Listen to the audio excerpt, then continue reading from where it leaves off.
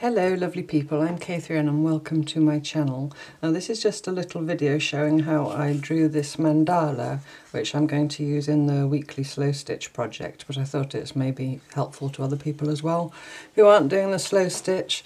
You can of course draw these just for the sake of drawing them and colouring them in and so on. This is specifically so that I can take a pattern off it to do some appliqué and then to do some stitching on it as well. Okay, so here's how I did it. This is a 6-inch square, and so I've drawn a 6-inch square on my paper. And then the next thing I'm going to do, I'm going to have an 8-section mandala. So I want to make myself some guidelines. So I'm going to go corner to corner and try not to get my head in the way and do just gentle, soft lines. I just have got this you know, a propelling pencil with a little rubber in the end, but any fine pencil, you want to get a fine line. And then I'll just do the same the other way. And then I want to do the same on the horizontal and the vertical. So I just need to make little 3-inch marks. I'm sure you could have done this without my help, but you know, I'll do the whole process. 3-inch mark there, 3-inch mark there. I hope the ruler's not glary. I don't have a wooden one, unfortunately. That would have been the best.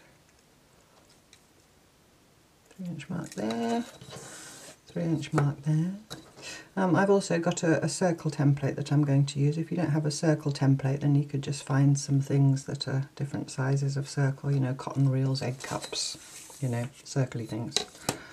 And I'm just going to join up those lines, which are not going to go through the middle, so I'm going to fudge it, move it across slightly.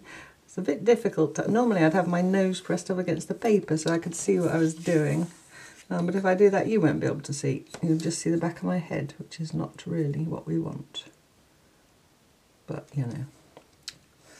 Of course you can just do these freehand. You don't have to do all this measuring and drawing and... well, you do have to do drawing, but you know what I mean.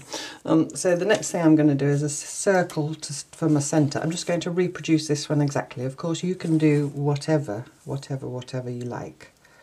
Just trying to remember which size circle I used. So this template is quite handy because it's got these little marking the halfway points, you know. So then you can line those up. I had it when I years ago did a garden design course. So you can just line those up on your guidelines. But if you've got a cotton reel or something, you just have to line it up as best you can. Now the next thing I wanted to do, because so this piece here will be an appliqué circle, I wanted to make it into a little sun or star. Now these teeny tiny pieces are too small for me to appliqué.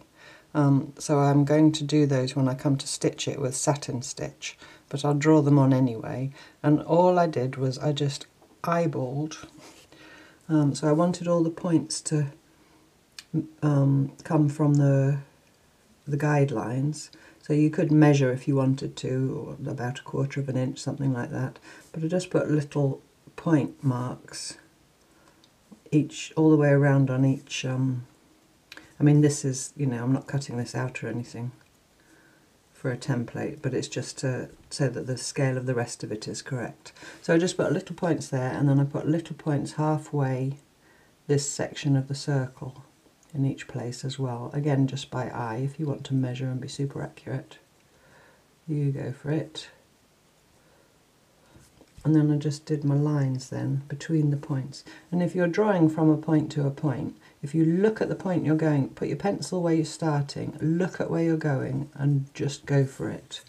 And you should end up there in a straightish line. I could get the ruler out if I wanted to, but I'm not gonna.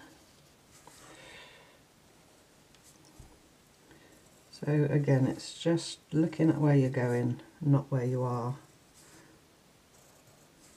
And then there's my little sun emerging. And then the next thing I did was I wanted to leave some space in between for my background cloth. Now on here where you see the dotted lines, that kind of just represents stitching that I may or may not do in that area. But that's background, I've marked it BG as well. So that star that's emerging there is also about a 1/4 of an inch wide, and the points of that also are on those same guidelines, do you see, in line with this star. So I'm going to again make little tick marks on every guideline. Again, I could measure a 1/4 of an inch if I wanted to be super accurate. It's just, if you're doing this just as a process in and of itself, it's you know, just what makes you happy. If just drawing freehand makes you happy, then you do that. If drawing with a ruler and measuring makes you happy, then do that. And I want this line to come in and be about a 1/4 of an inch away from this point, so that this line is parallel. So that will be somewhere there. I'm just showing you how I did it, you know. As always, this is just the way I do it. It's not the right way or the wrong way, it's just my way. And then again, looking at the point where I'm going to, again, you could use a ruler. I think I did on my original drawing, but it doesn't really matter to me. Oops, that one was super wonky because I did not look. I'm going to reuse my rubber. No shame in rubbing out, that's what rubbers are for. If you're on the other side of the pond, I believe you call them erasers. Apologies if me using the word rubber makes you snigger, but in British English it just means an eraser.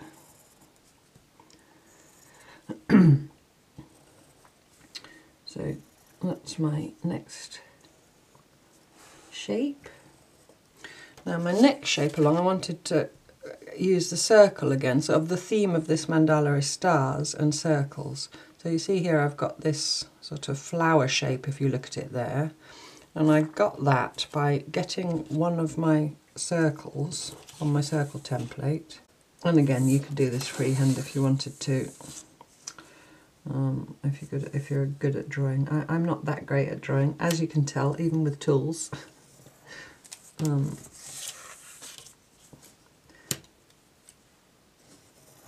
I'm just going to go all the way around doing these super wonky things.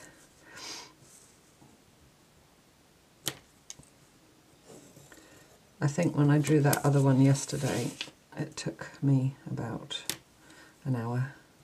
And I don't really want you to have to sit here for an hour watching me fiddle about and rub things out and, you know, measure and all that. So if you want to do all that to get yours much better than mine, then you go for it. Right, so now I've got my, I'm around to this level, and then you see I've yet again left a boundary. It's visualising the boundaries, that you know, where you're going to leave background showing. So I'm going to again just do that by eye. I think when I drew this, I just took a bigger circle to draw it, but I'm going to do it just by eye. So just staying about a 1/4 of an inch away from there.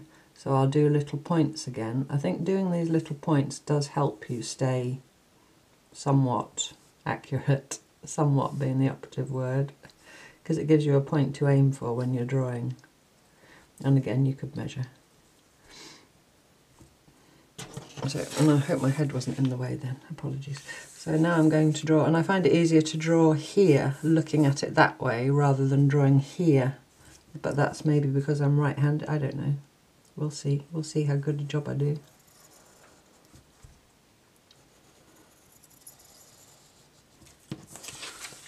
We'll see, we'll see. Apparently I have to concentrate as well, isn't it funny? I can stitch and talk all day long, as many of you know. I suppose it's about comfort zones. That one went a bit wobbly. But they are fun to do just as an exercise, and they're obviously very mindful. That's very much the point of them, really. And you know, I've been reading up about the process of mandalas and so on. It's also a thing that you think about the shapes that are pleasing to you and choose sort of personal shapes, you know, shapes that make you happy. And think about why you've chosen those shapes. Okay, so that will be background, that little 1/4" barrier that I made. So my next shape with an A in, A by the way stands for appliqué. So the pieces that I've marked A, I plan to appliqué, you know, with pieces of cloth. So these will become templates. I'll talk about that right at the end. So these are star shapes coming off the junction between these two. So again, I'm going to put little tick marks on here, and I think because it's such a long way, I will measure. And I might use centimetres or I might use inches because I've got both. 2.5 centimetres on there. So I'm going to just measure, because it's harder for me to eyeball a longer distance. 2.5 centimetres out from this point, and just put a little tick all the way around on those lines. Am I still in shot? Yep. I'm sorry if the ruler's glary, I said that already.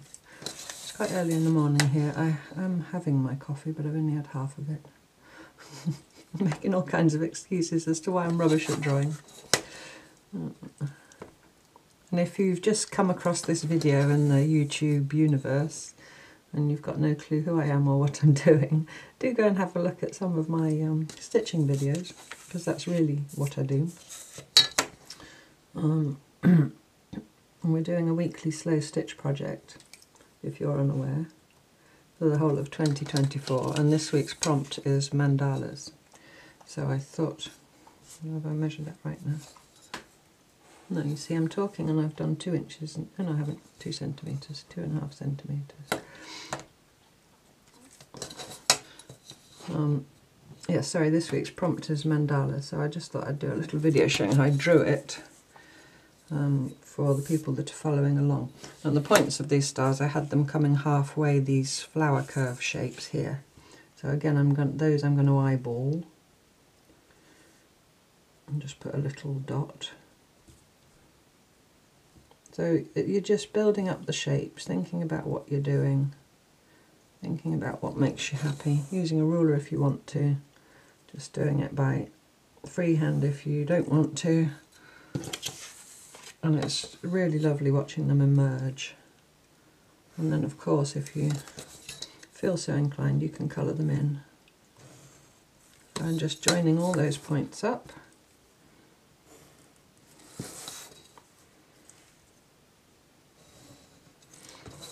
If I'm ruling between 2 points, what I do is I put my pencil on one of the points, push the ruler against it, and then adjust the other end of the ruler so that it's, I found that's the easiest way to make sure that you get accurately between the 2 points. So I put my pencil on that point, push the ruler against it, and swivel the ruler onto the other point. I think I learnt that when I was doing the said garden design course, which was all hand drawn in those days, no computerized anythings. So yeah, well, I should be better at drawing than I am, really, shouldn't I? I think I just took a lot more care in those days, more slapdash.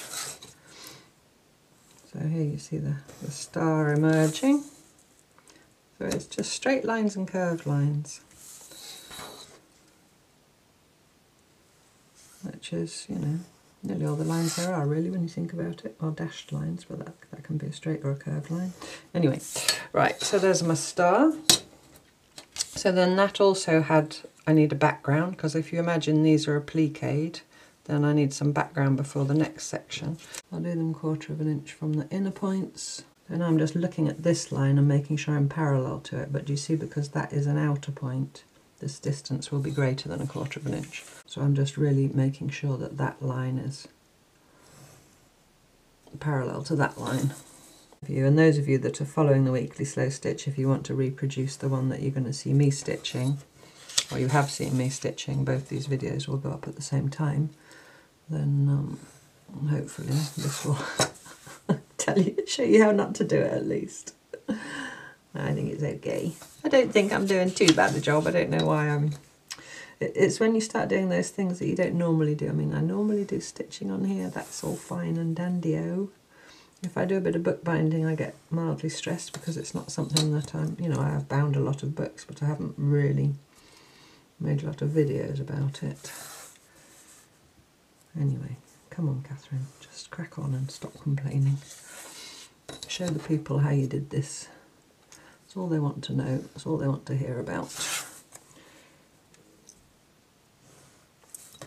So, and then once I'd done that, so that again, it will be the background showing. This, what I'm making now, is just a border or a background area.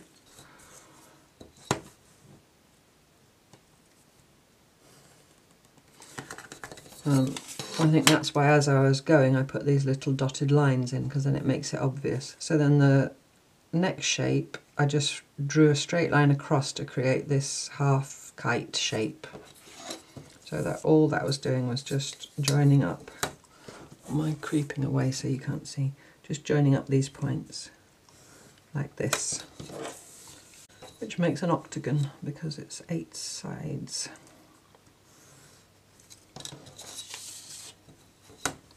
And then I'll just show you how oh, and then I did little shapes because I ended up with 4 corners, obviously, that didn't have anything in them. And you could leave it like that, but I just like the idea of filling in the corners. So I did some other little shapes.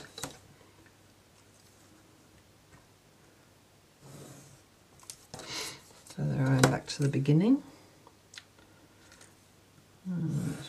So you see these little, I just did these little, I don't know what shape you'd call that. But the first thing I did was mark this, I won't point with that because I know it glares, I marked this 1/4 inch stitching line, like just, you know, with dash marks. I think I did use a ruler when I did it on there. I won't do it all the way around. I'll do one corner and then the other 3 corners are the same, just so you get the idea. And then these little shapes here were then another 1/4 inch away from that. So then I marked my tick mark there like that, and then I put them about 3/8 or so away from the edge of the boundary of my piece, like that. So then all I did then was I drew a line here parallel to the border, faintly, and then I drew a line from here, that little point I made, parallel to that stitching line, if only that stitching line was straight, and then where those 2 lines meet, that makes that corner shape, and rub that out. And then the same going the other way. Draw a line 3/8 or so from the edge. Draw a line parallel to my stitching line.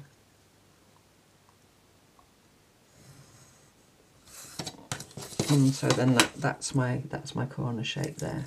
And then once you've done that, you could you could go over it all in pen, and then rub all the pencil lines away if you want to make it pretty. Colour it in if you want to make it pretty.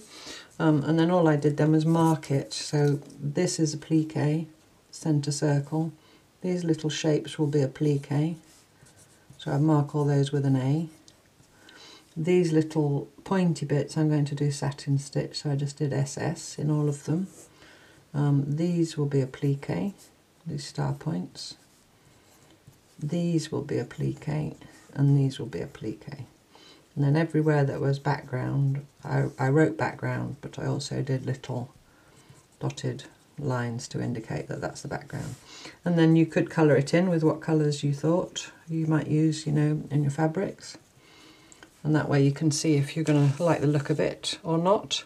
And that's how I drew it. And I'll talk further in the video, in the Monday, you know, the proper Monday video of the stitching. But all I did then was trace, well, for the circles actually I used my circle template just to draw directly onto the cloth. But for the other shapes, so all I had here, because they're all the same, well they would be if I'd drawn them accurately, I've got 1, 2, 3, 4 shapes making this up apart from the centre circle. So what I did was just trace one of each with tracing paper. Can you see that? You know what tracing paper looks like? So that is those shapes. They're slightly different because, you know, they're from the other drawing. That is those shapes. So you only need one, you only need to trace one of each. And I used tracing paper because I had it. If you didn't and you went over the lines in black, or at least the lines of one of each shape, you could hold it up to a window and it would show through probably onto regular copy paper.